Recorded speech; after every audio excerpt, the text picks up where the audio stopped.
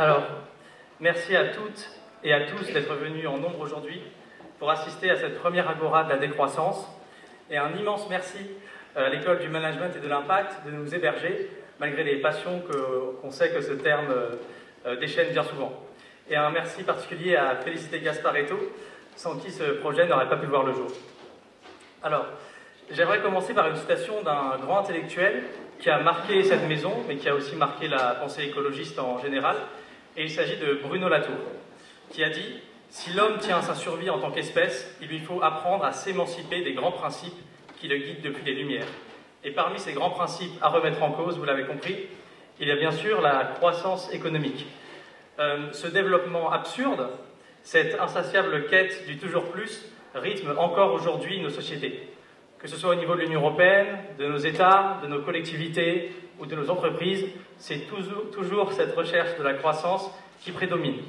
Et pourtant, nous avions eu des alertes sérieuses. Alors, je ferai référence à la plus connue d'entre elles, c'est évidemment le rapport Meadows de 1972, qui, à l'aide de modèles mathématiques très précis, montrait tout simplement qu'on ne pouvait pas avoir une croissance infinie dans un monde aux ressources finies. Mais pourtant, on a continué à y croire, parce que la croissance nous promettait tellement de belles choses, l'accès au plein emploi, au bonheur, à la justice sociale.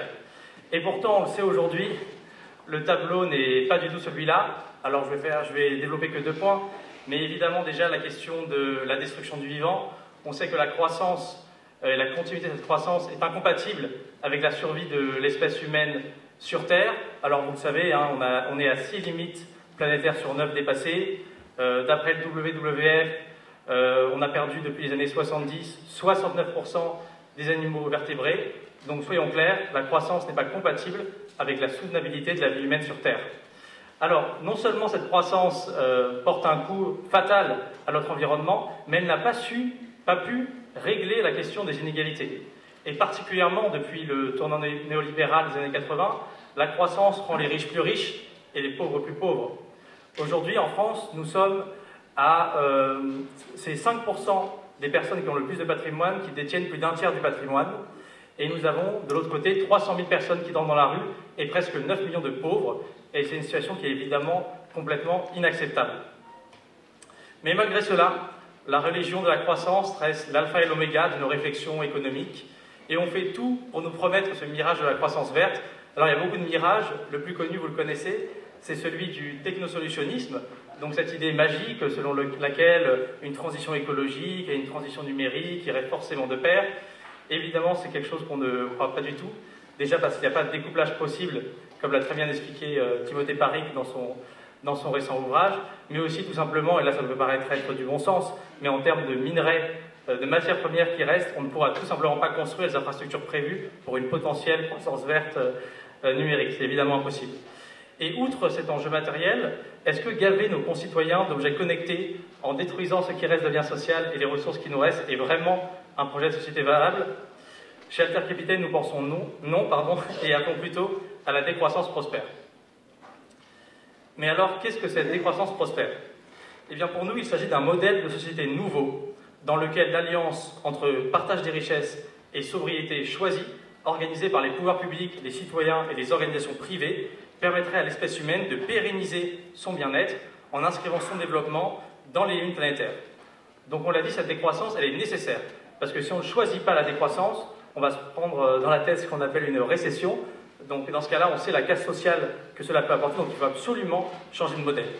Mais elle est nécessaire, mais on pense aussi chez Alter Capital qu'elle est désirable, puisqu'elle nous permet d'envisager un futur optimiste, contrairement à celui qu'on a aujourd'hui, avec plein de promesses. Alors je vais en développer rapidement quelques-unes. Évidemment, retrouver un équilibre avec le vivant et arrêter de le dominer, de l'exploiter. Aussi, mettre en place une convergence, et c'est hyper important, et on insiste énormément dessus, entre les enjeux sociaux et écologistes. Parce que je vais donner un contre-exemple, et le contre-exemple, il est maintenant assez connu, c'est la taxe carbone qui a mené au gilet jaune, puisque ce genre de politique dite écologiste va taper en tout premier, évidemment, sur des gens qui sont déjà précaires et qui n'ont pas le choix que de prendre leur voiture, alors que ce n'est pas ça qu'il faut faire, évidemment. Il faut que les efforts soient répartis en fonction du patrimoine qu'on a. Ça paraît évident. Donc pour nous, la convergence entre lutte sociale et écologiste, elle est obligatoire. Et enfin, et ça c'est quelque chose qui parle beaucoup à la jeunesse, mais outre la jeunesse à toutes les classes d'âge, c'est retrouver un sens au travail.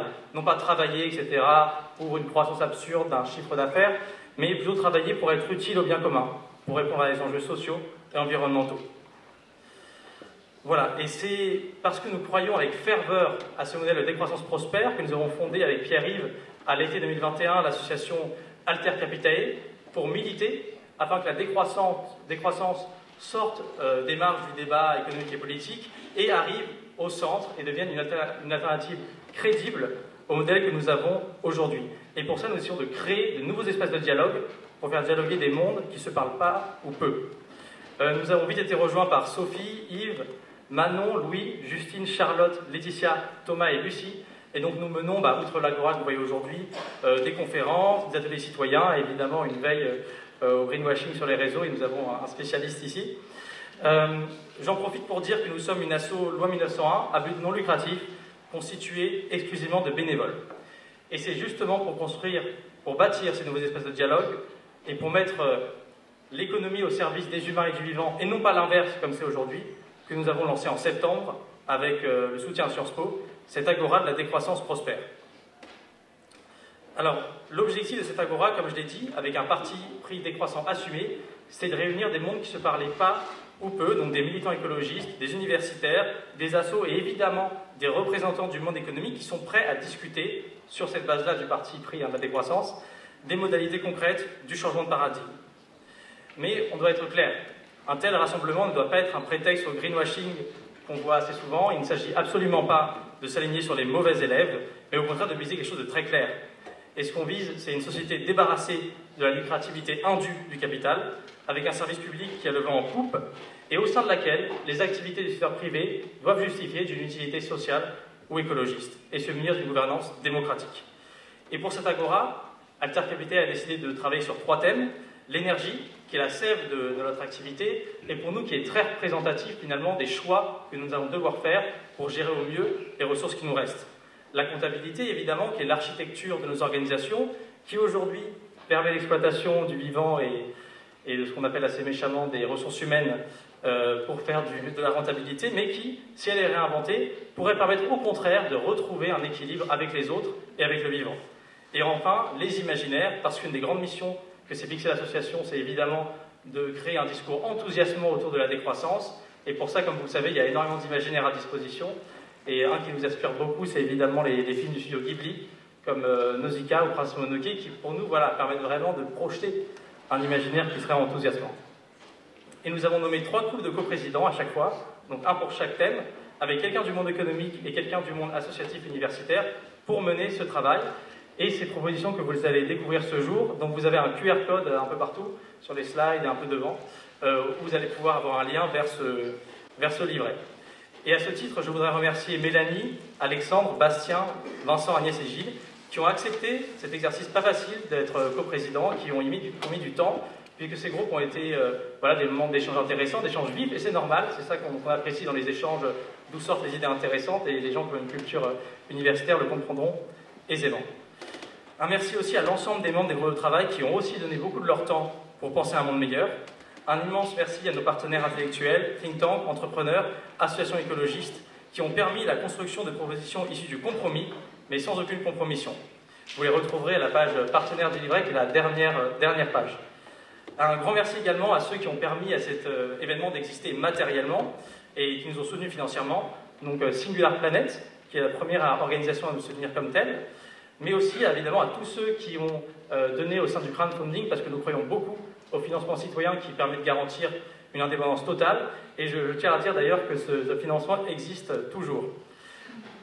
Enfin et surtout, un immense merci à tous les bénévoles de l'association que j'ai cités, et aux étudiants de Sciences Po qui nous ont aidés du projet Capstone et qui viendront sur scène avec les coprésidents, qui n'ont pas compté leurs heures pour réaliser cette charge de travail quand même immense.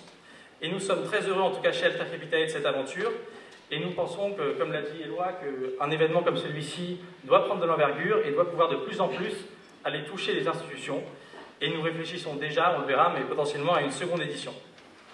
Et j'aimerais terminer mon intervention, qui n'a que trop duré, par quelques mots d'optimiste pour revenir à la station de Braine-l'Atour. Alors oui, c'est vrai que c'est très effrayant de changer ainsi de paradigme, de remettre en cause des croyances qui nous ont été inculquées à toute publicité et même à l'école, etc., hein, depuis des dizaines et des dizaines d'années, de remettre en cause le progrès pour le progrès, le toujours plus.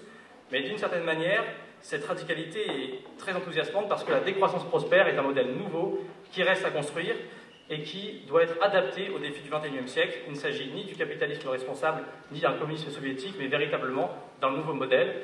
Et donc merci à tous d'être là aujourd'hui et on espère que vous allez passer une agréable agora. Merci.